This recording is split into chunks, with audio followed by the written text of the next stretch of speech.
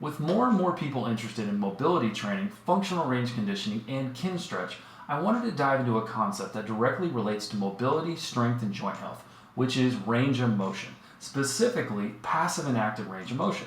Now, there's a lot of confusion around the difference between the two, but understanding how these work together is the key to increasing flexibility, making strength gains, especially if you've been struggling with plateaus, relieving pain, and reducing the risk of injury.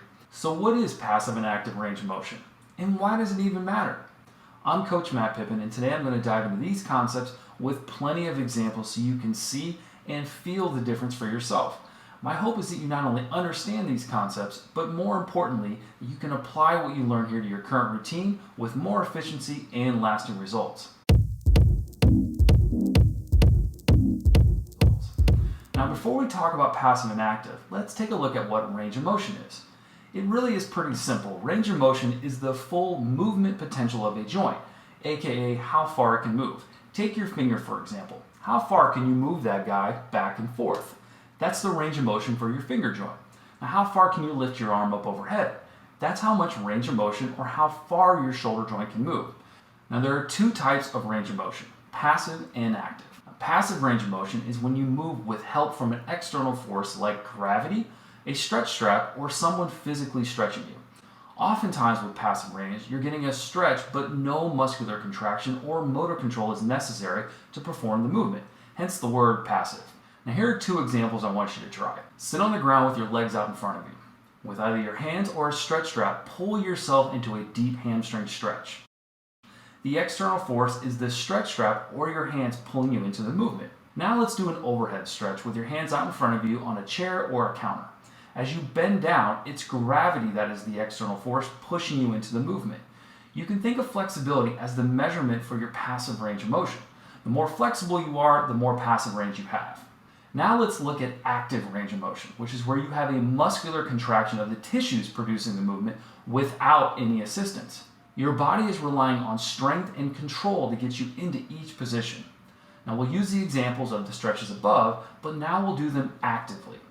Now back into that sitting position. Instead of leaning forward to reach toward your toes, sit up tall and lift your leg off of the ground. Now the active range of motion here is produced by the hip flexors and quad muscles contracting and pulling your leg up. Now with that overhead example, instead of leaning over into the stretch, stand up and simply lift your arms over your head. It's your shoulders and traps contracting to pull your arms into the movement. You can think of control as the measurement for your active range of motion. The more movement you can control, the more active range you have. Now, is your brain ready to explode, or are you guys still with me?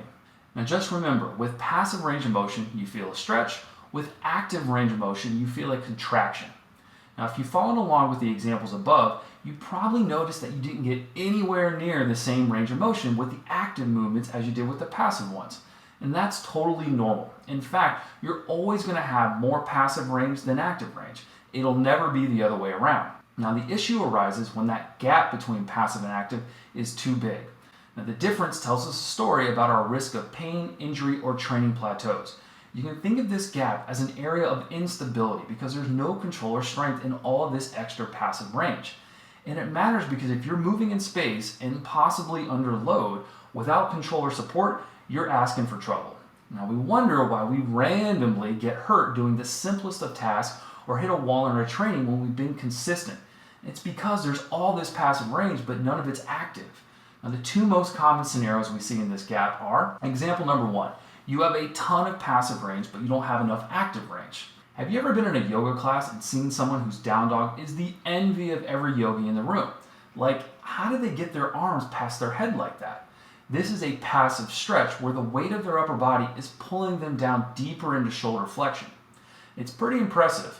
However, if they stand up and they try to put their arms over their head and they can't get them in line with their ears, this demonstrates a lack of active range of motion and is where you see that gap between too much passive and not enough active.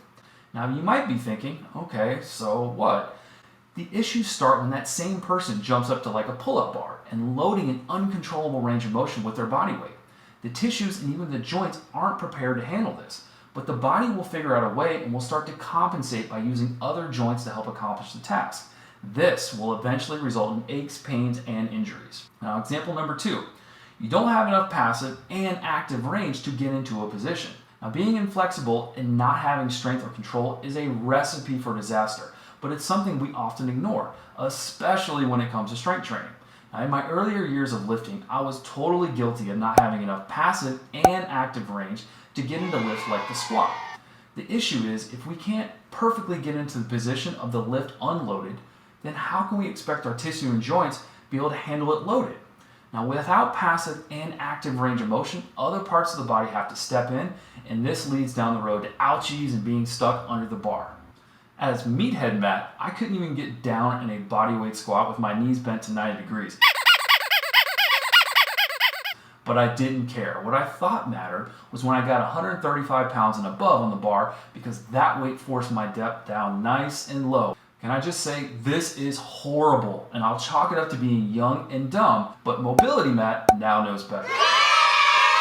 You can apply the same thought to the bench and dips. If you can actively extend your shoulder like this, getting those arms back here, and now you start to add load, what do you think is going to happen? Nothing good, I can assure you.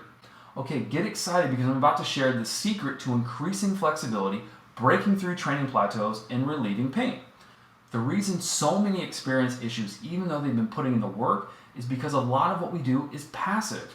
What we need to do is expand your passive range by getting into a stretch, and this will give you more freedom of movement. After the tissue is stretched, we strengthen it with mobility training. Are you having that aha moment yet? What you should be picking up on here is that passive and active range of motion work together, but what most of us are lacking is this active piece. Develop more active range of motion and you will see huge improvements in increased flexibility, relieved aches and pains, and even strength gains. So how do we increase passive and active range of motion? Well, this is where mobility training comes in, friends. The exercises we use are the tools to get you into that passive stretch and strengthen your end range to develop that active piece. To help you get a jump start on this, I put together 3 of my must-have mobility moves for free that target the areas of the body I see the biggest need for improved passive and, more importantly, active range of motion.